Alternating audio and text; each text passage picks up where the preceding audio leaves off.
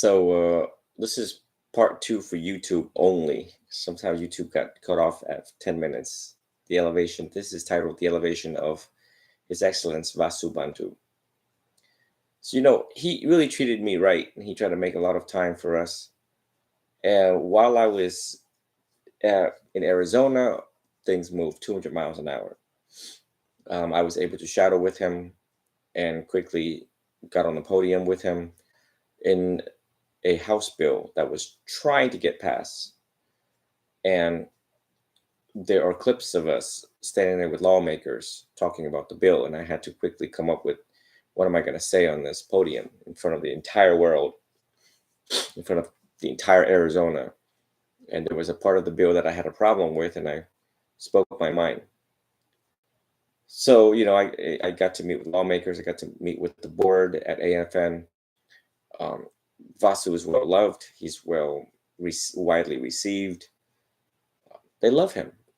Anyone who meets Vasu loves him. He's a very calm, warm, welcoming, friendly person. I have reason to believe that he's excellent in the beginning. He's excellent in the middle of what we're watching him. And I have reason to believe that towards the end of his monk career and or the natural course of his net life, he will be excellent towards the end. And that's what his excellence means to me. The Buddha gave us encouragement to be excellent in the beginning, excellent in the middle, and excellent towards the end. This should always be on any monk's mind, how they progress throughout their monkhood and throughout their life, to set examples for younger monks to see, to do as much as they can within their arena, their realm of qualifications, expertise, studies, and experience, and how they can give that back to the world. And I believe that Vasu, one who has dedicated his body, speech, and mind for the benefit of other people, that he went to college, graduated college, using his education and experience to join Arizona Faith Network. He is a living example of what a monk could and should do. That he's not lazy. I mean, I had to go there and tell him, I think you should really slow down and really take a break and take care of yourself. On my TikTok, there was a scene where I was trying to take a nap, actually. And you all know that Vasu is dealing with eyesight problems.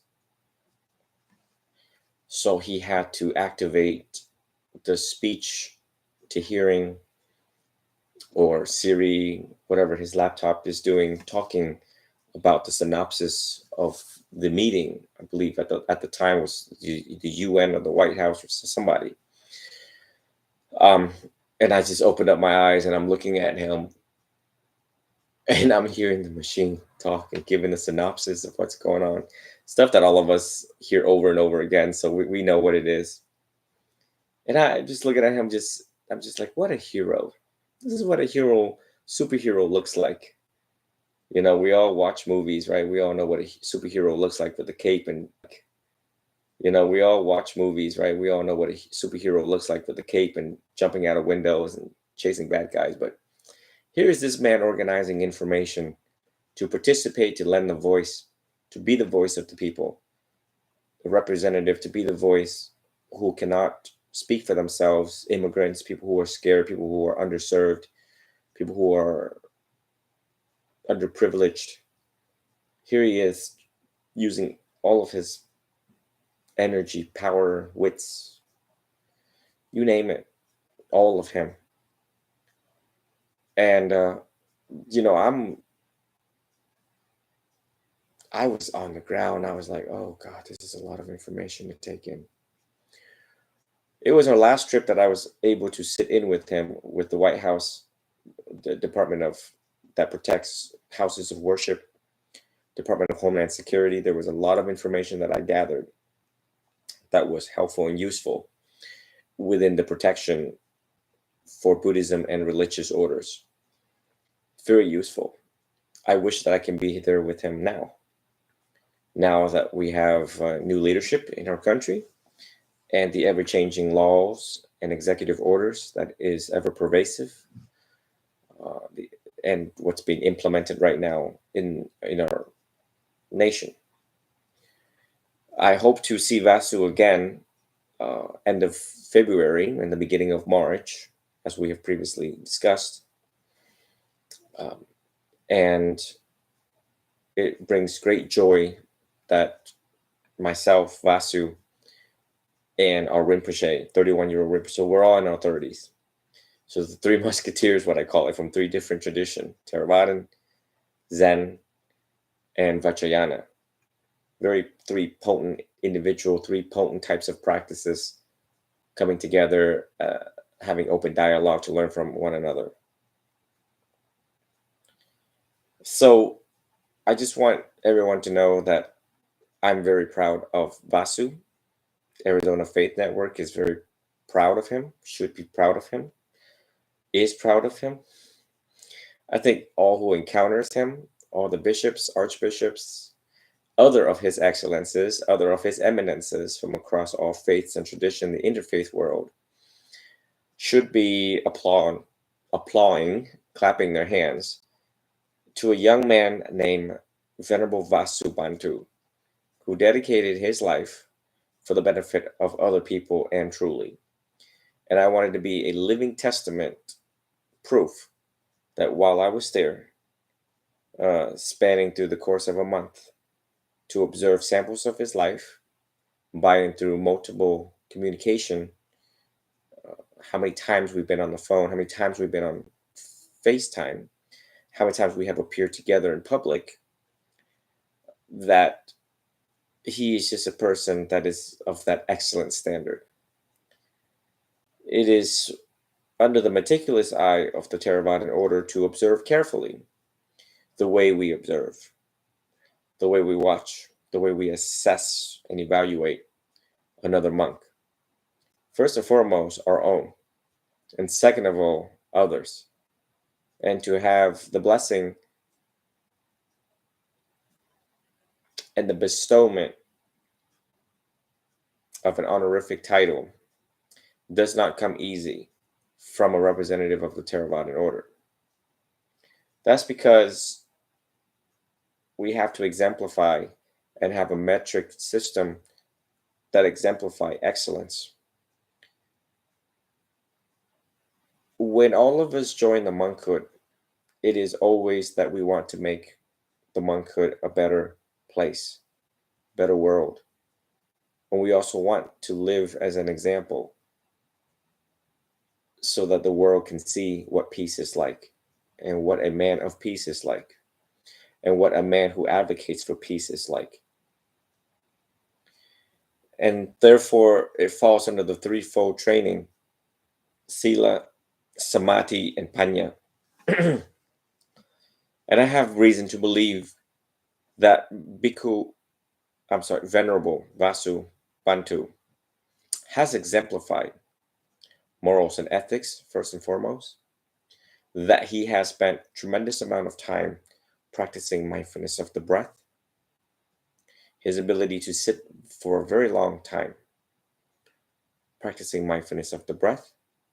That was abruptly introduced to me in the midst of our duration of knowing each other and being in his presence, that there was a room dedicated at the old church where I believe there was a bird in the room, symbol of peace. That we have videos of it, both his phone and my phone, where he invited me to meditate with him. These are good signs that when walking with a Theravadan monk and one invites him to sit and meditate, especially from a different order, especially from a different school, that brings a smile to our faces. It brought a smile to my face, realizing that he has spent tremendous amount of time in silence. Furthermore, spiritually speaking, and energetically speaking, viriya paramatta parami, that the peace that emanates from him as I'm sitting in silence in meditation spoke volume that this man is in fact a peaceful man, that this man, in fact, I believe, would not even hurt a fly. Truly, that statement, when we make that statement to describe another human being. Then the last thing is panya, which is wisdom. And I believe that he is striving for wisdom. I believe that he has a very good set of wisdom that he has accumulated over time, and some of the wisdom that has been installed by his master. I believe that he is capable of leading other young people on the path to peace. Have, say, there is no available monks in the region, and that we appoint Vasu to be a leader. I believe that he would be a good, qualified, authentic, and experienced leader. So therefore, I hope that all of you would join me, which you all did.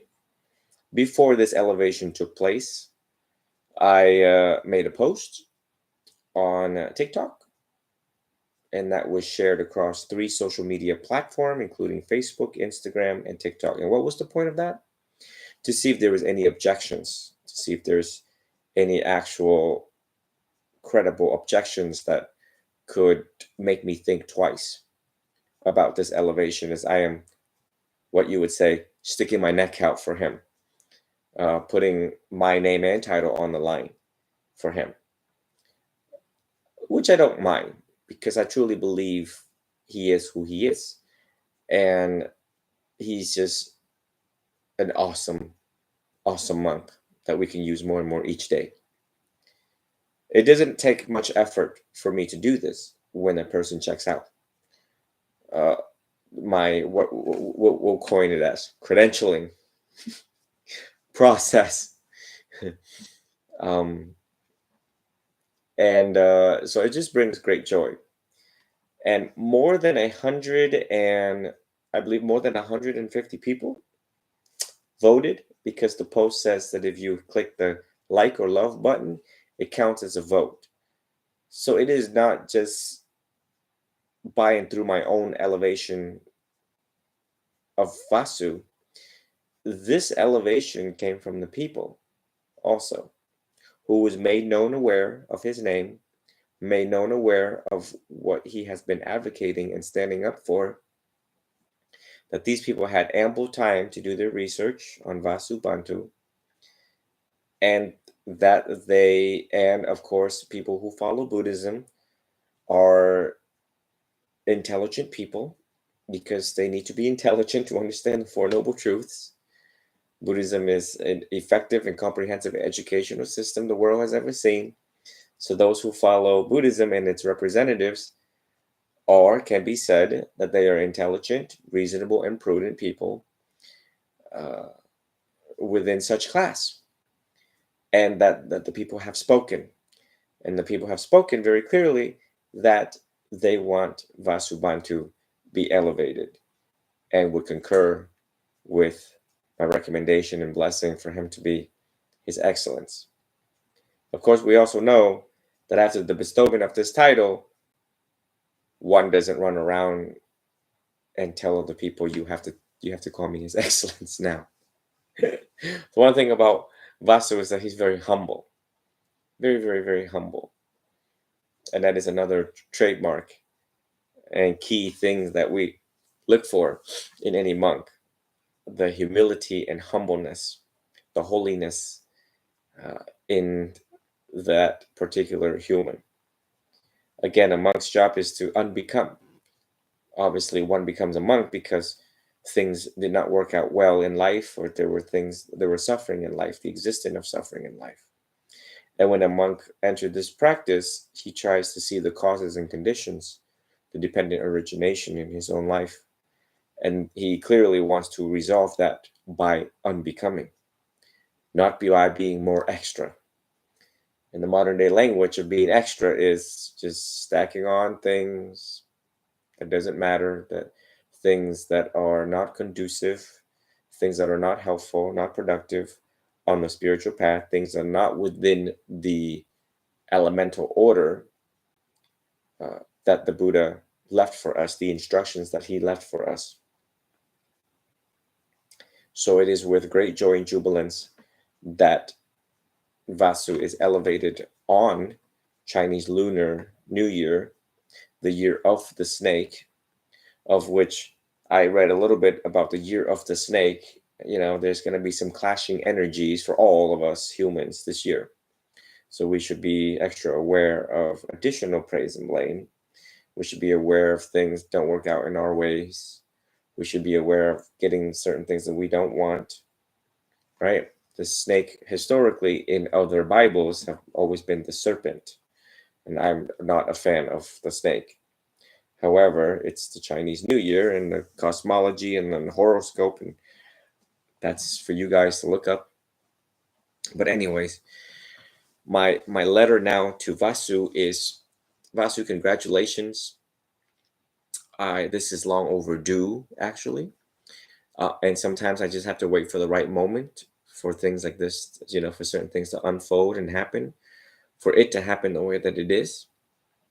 You are a dear friend and colleague of mine. I can't wait to see you in March in conjunction with our Rinpoche. I think that it is going to be like fireworks. All three of us from three different traditions coming together to discuss on the subject of peace, unity, collaboration, living in unity and peace, how we can all join forces and use practices from different traditions and to help the people at hand. I think that you are a superhero in my eyes. You have been a source of inspiration for me, growing up watching you, growing up in the monkhood 5-6 years ago, made aware of your presence, and have been looking at your timeline in shock and awe, you standing with so many faith leaders from across America. And there were times where I wish I could be there with you, and there was time where I wanted to join you, but in those days of my training, I was not able to be with you.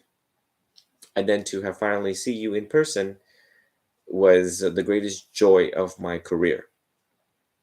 Both of us nowadays are influencers, top Buddhist influencers around the world, so we too don't exempt praise or blame.